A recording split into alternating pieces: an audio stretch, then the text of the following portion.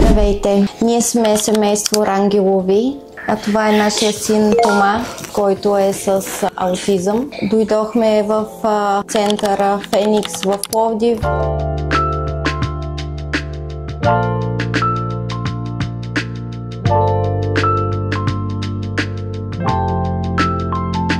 На първата вливка, като бяхме на стволови клетки, той говореше, но той задава вече въпроси. В нашата ситуация е чудесно това, че се случва, защото едно дете да ти зададе въпрос, като сме го гледали като писано яйце и знаехме, че той нищо не искаше да каже, гледаше в една точка. Сега за нас това е страхотен напредък и резултат, за което ви благодарим, клиника Феникс. Искаш ли играчката да даш? Трябва всеки, който има ангажираност детето му да бъде добре, да последва сърцето си и да дойде, да провери за всичките манипулации, които се извършват тук, за да могат да помогнат на своите деца. Не, да не прозвучава като реклама, но на практика то помага. Аз самата съм с множествена склероза и смятам в бъдеще, ако се наложи, да направя и аз това лечение.